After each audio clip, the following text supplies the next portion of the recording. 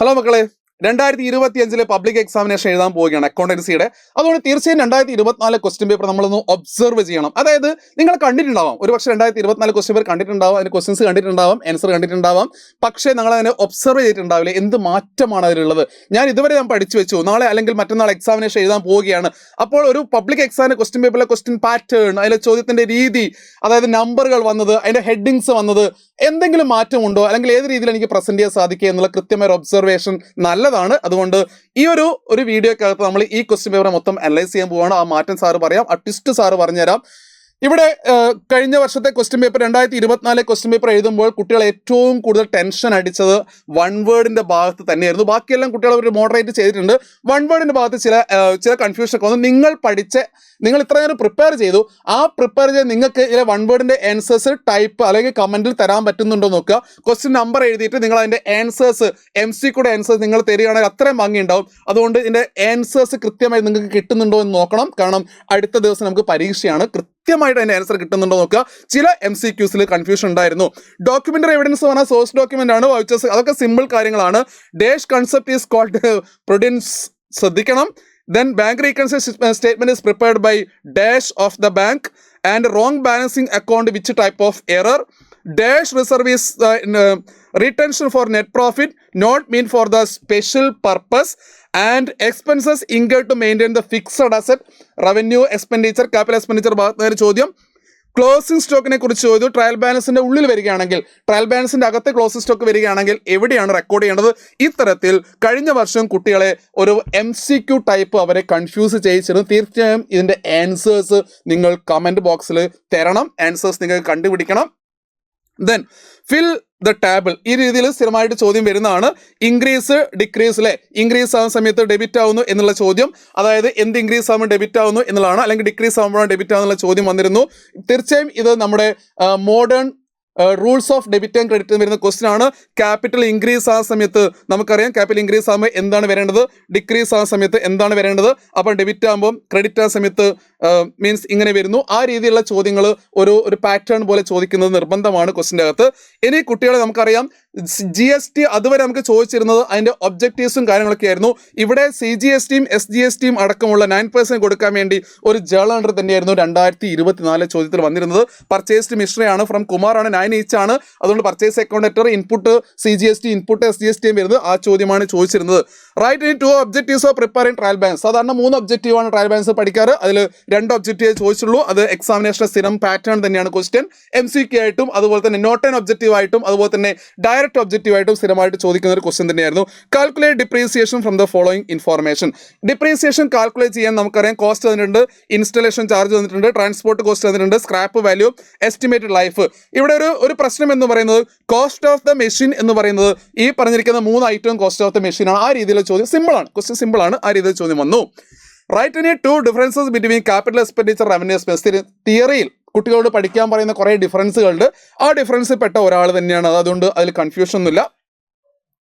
3 qualitative characteristics examination സ്ഥിരം ചോദ്യമാണ്. റിലയബിളും റിലവൻറ്റും അണ്ടർസ്റ്റാൻഡബിലിറ്റിയും comparability ഒക്കെ സ്ഥിരമായിട്ട് എക്സാമിന് ചോദിക്കുന്നതാണ്. അതിൽ കൺഫ്യൂഷൻ ഒന്നുമില്ല. റിപ്പീറ്റഡ് ക്വസ്റ്റ്യൻ ആയിരുന്നു 2024 13ാമത്തെ ചോദ്യം. ഇനി 14ാമത്തെ ചോദ്യം സാധാരണഗതിയിൽ തിയറി ബേസ് ഓഫ് അക്കൗണ്ടിൽ നിന്ന് മാച്ച് ദ ഫോളോയിങ് ആയിട്ടൊക്കെയാണ് കൂടുതൽ സമയം ചോദിച്ചത്. കഴിഞ്ഞ വർഷം മാച്ച് ദ ഫോളോയിങ് അല്ല, ഡയറക്റ്റ് ചോദ്യമാണ് ചോദിച്ചത് എക്സ്പ്ലനേഷൻ കൊടുത്തുകൊണ്ട്. അതുകൊണ്ട് ഈ പ്രാവശ്യത്തെ ചോദ്യം ഒരുപക്ഷെ മാച്ച് ദ ഫോളോയിങ് ആവാൻ സാധ്യതയുണ്ട്. മിക്ക ക്വസ്റ്റിനകത്തും നമുക്ക് മാച്ച് ദ ഫോളോയിങ് ആയിട്ടാണ് തിയറി ബേസ് ഓഫ് അക്കൗണ്ടിങ്ങിൽ ചോദിച്ചത് എന്ന് നിങ്ങൾ ഓർമ്മിച്ച് വെക്കണം. പ്രിപ്പയർ പർച്ചേസ് ഡെബിറ്റ് ഒന്നും ചെയ്യാനില്ല, കാരണം നേരെ മൾട്ടിപ്ലൈ ചെയ്ത് 50 into 40, 30 into 25, ഡിസ്കൗണ്ട് ലെസ് ചെയ്യുക, 10 into 20 and 20 into 150, അവിടെ ഡിസ്കൗണ്ട് ഇല്ല. വളരെ സിമ്പിൾ ഡയറക്റ്റ് ചോദ്യം. 16ാം ചോദ്യം വീണ്ടും തിയറിയാണ്. തിയറി ചോദിക്കുന്നത് കൃത്യമായ ഡിഫറൻസ് തന്നെയാണ്. ക്യാഷ് ബുക്ക് ബാലൻസും പാസ്ബുക്ക് ബാലൻസും. സോ ഡിഫറൻസ്, അതായത് കോസസ് ഓഫ് ഡിഫറൻസ് ആണ് ചോദിച്ചിരിക്കുന്നത്. BRSന്റെ കോസസ് കൃത്യമായിട്ട് 6 or 7 കോസസ് നമ്മൾ പഠിച്ചു വെച്ചാണ്. ആ കോസ് cheque issued but not presented ഒക്കെ അല്ലേ. ദെൻ അടുത്ത ക്വസ്റ്റ്യൻ നേരെ ഫിനാൻഷ്യൽ സ്റ്റേറ്റ്മെന്റ് 1ഉം 2 ഉണ്ട്. 1 എന്നായിരുന്നു ചോദ്യം. Cost of goods sold, gross profit, operating profit. കാരണം ഓപ്പറേറ്റിംഗ് പ്രോഫിറ്റ് സ്ഥിരമായിട്ട് അങ്ങനെ ചോദിക്കാറില്ലായിരുന്നു. കഴിഞ്ഞ പ്രാവശ്യത്തെ എക്സാമിനേഷൻ ടിസ്റ്റ് എന്ന് പറയുന്നത് ഓപ്പറേറ്റിംഗ് പ്രോഫിറ്റ് ചോദിച്ചു എന്നുള്ളതാണ്. കോസ്റ്റ് ഓഫ് ഗുഡ്സ് സോൾഡും ഗ്രോസ് പ്രോഫിറ്റും സ്ഥിരം ചോദ്യമാണ്. ഓപ്പറേറ്റിംഗ് പ്രോഫിറ്റ് കണ്ടുപിടിക്കണം. കോസ്റ്റ് ഓഫ് ഗുഡ്സ് സോൾഡ് പേടിക്കുന്നില്ല, കാരണം ഗ്രോസ് പ്രോഫിറ്റ് കണ്ടുപിടിക്കണമെങ്കിൽ എന്ത് കാണണം? കോസ്റ്റ് ഓഫ് ഗുഡ്സ് സോൾഡ് കാണണം. അതുകൊണ്ട് അവിടെ ടെൻഷൻ ഇല്ല. ഇനി മറ്റൊരു ചോദ്യമായിരുന്നു 18ാമത്തെ ചോദ്യം. ഡെപ്റ്റേഴ്സിന്റെ വാല്യൂ 38, ബാഡസ്റ്റ് റിട്ടേൺ ഓഫ്. നമ്മുടെ ഈ മോഡലും ചോദിച്ചു, 2025 മോഡലും ചോദിച്ച ക്വസ്റ്റ്യൻ ആയിരുന്നു. അതുകൊണ്ട് ഫിനാൻഷ്യൽ സ്റ്റേറ്റ്മെന്റ് പ്രിപ്പയർ ചെയ്യുന്ന സമയത്ത് എങ്ങനെയാണ് ഫൈനൽ അക്കൗണ്ടിൽ വരിക എന്നുള്ള ചോദ്യമായിരുന്നു. നമുക്ക് എല്ലാവർക്കും അറിയാം. ഇവിടെ ശ്രദ്ധിക്കേണ്ട കാര്യം, പ്രൊവിഷൻസ് 5% തന്നിട്ടുണ്ട്, ഫർദർ ബാഡസ് ഉണ്ട്. അപ്പം പ്രൊവിഷൻ എടുക്കുന്ന സമയത്ത് ഫർദർ ബാഡസ് മൈനസ് ചെയ്ത് എടുക്കണം എന്നുള്ളൊരു ഇമ്പോർട്ടൻസ് ഉണ്ട്. Then explain briefly accounting terms എന്തായാലും എക്സാമിനേഷൻ ക്വസ്റ്റ്യൻ വരാറുണ്ട്. അത് ക്യാപിറ്റലും ഡെപ്റ്റേഴ്സും ക്രെഡിറ്റേഴ്സും ഒക്കെയാണ് ചോദിക്കുക. Capital expense, drawings, current asset. Very easy question, direct ചോദ്യം തന്നെയായിരുന്നു. പിന്നീട് മാച്ച് ദ ഫോളോയിങ് വന്നിരിക്കുന്നുണ്ട്. So variable, evidence, materiality concept, going concern, account. So അപ്പോൾ ഇവിടെ നമുക്ക് നേരത്തെ ഡയറക്റ്റ് ചോദ്യം ചോദിച്ച പോലെ തന്നെ ഇവിടെ നമുക്ക് എന്തും വന്നു, ഒരു മാച്ച് ദ ഫോളോയിങ് ആയിട്ട് ചോദ്യം വന്നു. അപ്പോൾ മാച്ച് ദ ഫോളോയിങ് ആയിട്ട് ചോദ്യം വരുന്ന സമയത്ത് കൃത്യമായിട്ട് നിങ്ങളത് ശ്രദ്ധിക്കണം. Then write accounting equation. ഒന്നാമത് recording of transaction 1 account equation ആണ്. എല്ലാ അക്കൗണ്ട് ഇക്വേഷൻ വർക്കൗട്ട് ചെയ്യുമ്പോൾ മക്കൾ ശ്രദ്ധിക്കേണ്ട ഒരു പ്രധാനപ്പെട്ട കാര്യം, സെയിൽസ് വരുന്ന ഒരു ട്രാൻസാക്ഷൻ ഉണ്ടെങ്കിൽ നല്ല കെയർ ചെയ്യണം. കാരണം ഇവിടെ sold goods cost rupees 6,000 goods ആണ് കോസ്റ്റ് വരുന്നത്. അപ്പം മൈനസ് സ്റ്റോക്കിൽ നിന്ന് 6,000 മൈനസ് ആവും. അതുപോലെ തന്നെ 8,000 ക്യാഷിലേക്ക് വരും. ബാലൻസ് 2,000 പ്രോഫിറ്റ് ആണ്, ക്യാപിറ്റലും കൂടെ ആഡ് ചെയ്യണം. ഇത്തരത്തിലുള്ള സെയിൽസിൽ വരാറുണ്ട്. ശ്രദ്ധിക്കേണ്ട കാര്യം, ക്യാഷ് സെയിൽസ് മാത്രമല്ല ക്രെഡിറ്റ് സെയിൽസ് ഉണ്ടാകാൻ സാധ്യതയാണ്. അപ്പം ഈ വാല്യൂ ഡെപ്റ്ററിലേക്കാണ് പോവുക, ക്യാഷിൻ്റെ വാല്യൂ ഡെപ്റ്ററിലേക്കാണ് പോകുന്നത് ശ്രദ്ധിക്കുക. പിന്നെ ബാങ്ക് റീകൺസിലേഷൻ സ്റ്റേറ്റ്മെന്റ് കുട്ടികൾ കൺഫ്യൂസ് ചെയ്തിട്ടില്ല. കാരണം BRS സാധാരണ ചോദ്യം തന്നെയാണ് ചോദിച്ചിരിക്കുന്നത്. Balance as per cash book ആയിരുന്നു ചോദിച്ചിരുന്നത്, അവിടെ കൺഫ്യൂഷൻ ഇല്ല. ദെൻ റെക്ടിഫിക്കേഷൻ എൻട്രിയിൽ നമ്മൾ സ്ഥിരം പറയാറുണ്ടല്ലേ, സാലറി ഒക്കെ പറയാറുണ്ട്. നോക്കിക്കോളൂ, rectification entry cash received Anil deposit Akhil പേര് മാറിപ്പോവും. സ്ഥിരമായിട്ട് വരുന്നതാണ് അല്ലേ. മഞ്ജു വരാറുണ്ട്, സക്കീർ വരാറുണ്ട്, പേര് മാറിപ്പോന്ന് ചോദിക്കാറുണ്ട്. അണ്ടർകാസ്റ്റിൻ്റെ ചോദിക്കാറുണ്ട്. റിപ്പയേഴ്സ് മിഷനറി എവിടെ പോയി ഡെബിറ്റ്, മിഷനറി അക്കൗണ്ടിൽ ഡെബിറ്റ് ചെയ്ത് പോയി. Then furniture purchased post purchase account. Very simple rectification ആയിരുന്നു. സാലറി പോലും ചോദിച്ചില്ല, റെന്റിൽ പോയിട്ട് ലാൻഡ്ലോഡ് ചോദിച്ചില്ല, പർച്ചേസ് ബുക്ക് സെയിൽസ് ബുക്കിൽ എഴുതുന്നത് ചോദിച്ചില്ല. ഏറ്റവും സിമ്പിൾ ആയിട്ടുള്ള റെക്ടിഫിക്കേഷൻ എൻട്രി ആയിരുന്നു കുട്ടികൾക്ക് 2024 കൊടുത്തിരുന്ന ക്വസ്റ്റ്യൻ അകത്ത് ഉണ്ടായിരുന്നത്. ഇനി 24ാമത്തെ ചോദ്യം, prepare plant account. Depreciation chapter ആണ്. 4 ലക്ഷത്തിന് പ്ലാന്റ് വാങ്ങുന്നു, 50,000 റുപ്പീസ് അഡീഷണൽ സ്പെൻഡ് ചെയ്യുന്നു. ദെൻ 10% റിട്ടേൺ ഡൗൺ വാല്യൂ മെത്തേഡിലാണ്. Plant 4 years. അഡീഷണൽ പർച്ചേസ് ഇല്ല, സെയിൽസ് ഇല്ല, ഒന്നുമില്ല. ഏറ്റവും സിമ്പിളായിട്ട് ചെയ്യാൻ പറ്റിയ ഒരു ക്വസ്റ്റ്യൻ. ഇതിൽ ആകെ ഒരു കൺഫ്യൂഷൻ, ഇതിൻ്റെ കൂടെ 50,000 ആഡ് ചെയ്യണം, കോസ്റ്റിൻ്റെ കൂടെ 50,000 ആഡ് ചെയ്യണം എന്നുള്ളതാണ്. ഏറ്റവും സിമ്പിൾ ഡിപ്രീസിയേഷന് തരാൻ പറ്റിയ ഏറ്റവും സിമ്പിൾ ചോദ്യം തന്നെയായിരുന്നു 2024 ഡിപ്രീസിയേഷൻ ചോദ്യം എന്ന് പറയുന്നത്. ഇനി 8 സ്കോറിൻ്റെ ക്വസ്റ്റ്യൻ ഒന്നും പറയേണ്ട ആവശ്യമില്ല. അവിടെ ചോദിച്ചിരുന്നത് ഡബിൾ കോളം ക്യാഷ് ബുക്കാണ് ഒന്ന് ചോദിച്ചിരുന്നത്. ക്യാഷ് പോസിറ്റീവ് ബാലൻസ് ആണ്, ബാങ്ക് പോസിറ്റീവ് ബാലൻസ് ആണ്. കൺഫ്യൂസ് ചെയ്യുന്ന ട്രാൻസാക്ഷൻ ഒന്നുമില്ല. ഒരു നോർമലി തരുന്ന പോലെ ഒരു കോൺട്രാ എൻട്രി തന്നു. Then cash withdrawn from the bank രണ്ടാമത്തെ കോൺട്രാ എൻട്രി തന്നു. അപ്പോൾ ഈ 2 കോൺട്രാ എൻട്രി മാത്രമുള്ള നോർമലി ഒരു ക്വസ്റ്റൻ ആയിരുന്നു.